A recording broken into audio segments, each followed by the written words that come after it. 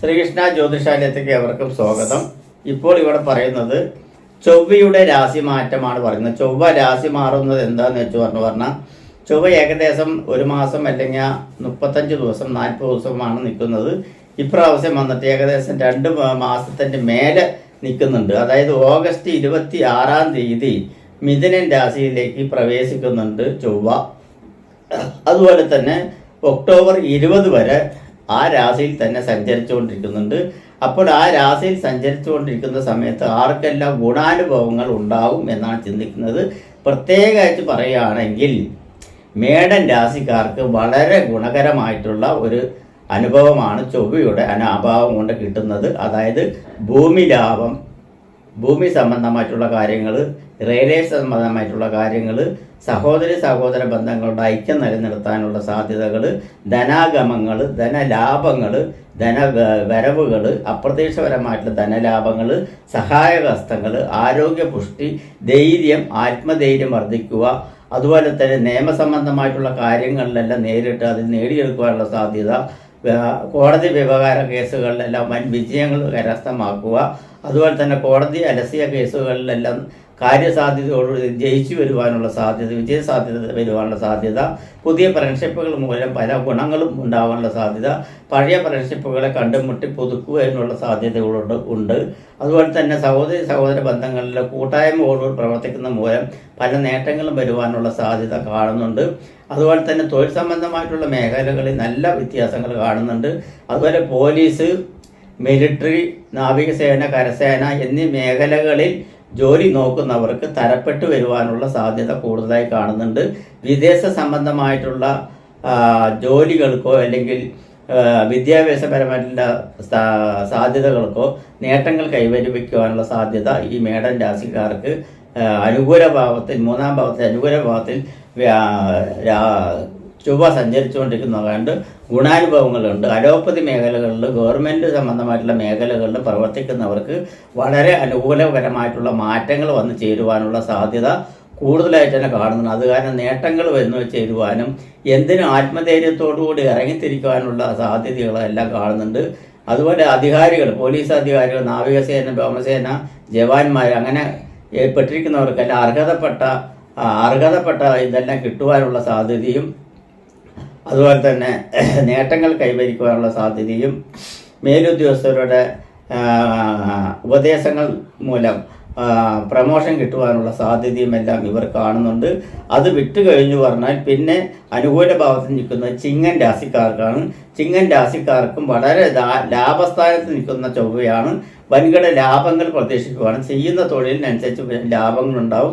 ഭൂമി സംബന്ധമായിട്ടുള്ള കാര്യങ്ങളിൽ വൻകിട നേട്ടങ്ങൾ കൈവരിക്കുവാനുള്ള സാധ്യതയുണ്ട്. അപ്രത്യക്ഷപരമായിട്ട് ചില സ്ഥലങ്ങളെല്ലാം വന്ന് റിയൽ എസ്റ്റേറ്റ് സംബന്ധമായിട്ടുള്ള മേഖലകളിൽ പെട്ടുവന്ന് അതിൽ നിന്ന് വൻകിട ലാഭങ്ങൾ കൊയ്തെടുക്കുവാനുള്ള സാധ്യത കൂടുതലായി കാണുന്നുണ്ട്.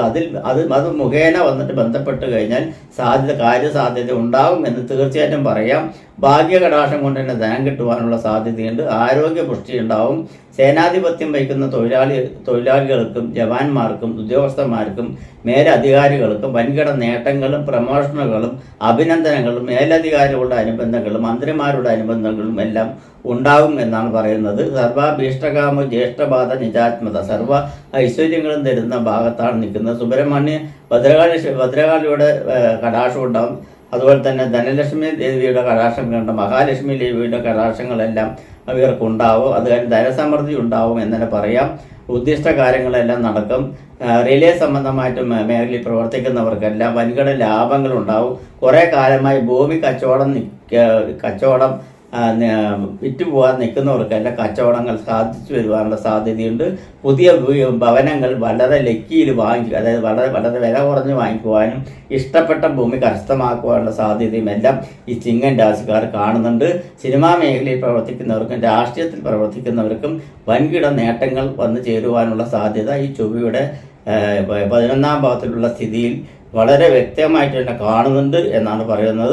അത് വിട്ടുകഴിഞ്ഞു പറഞ്ഞാൽ മകരൻ രാശിക്കാർക്കാണ് വളരെ ഗുണകരമായിട്ടുള്ള ഒരു അനുഭവം ഉണ്ടാകുന്നത്.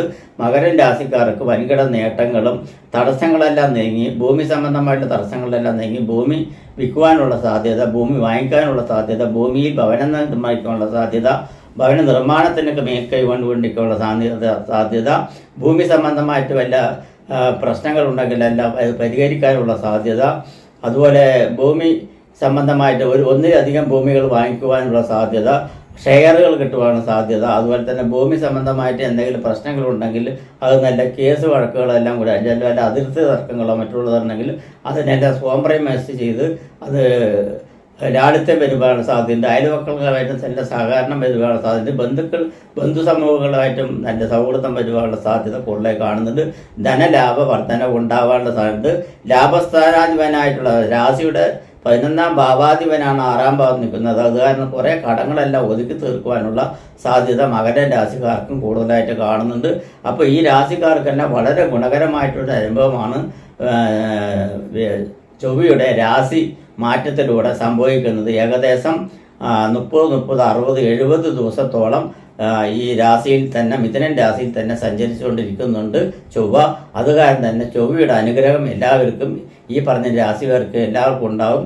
അതിൻ്റെ ആയിട്ടുള്ള പരിഹാര മാർഗങ്ങളും അതുപോലെ തന്നെ അനുകൂല ഭാവങ്ങളും ശ്രേഷ്ഠകരമായിട്ടുള്ള ഐശ്വര്യങ്ങളും അഭിവൃദ്ധികളും ഭൂമി ലാഭങ്ങളും സ്ഥലസംബന്ധമായിട്ടുള്ള ഇതും ഭവനയോഗങ്ങളും വാഹനയോഗങ്ങളും ഭാഗ്യകടാക്ഷങ്ങളെല്ലാം വരും എന്നുള്ള യാതൊരു സംശയമില്ല. നമസ്കാരം.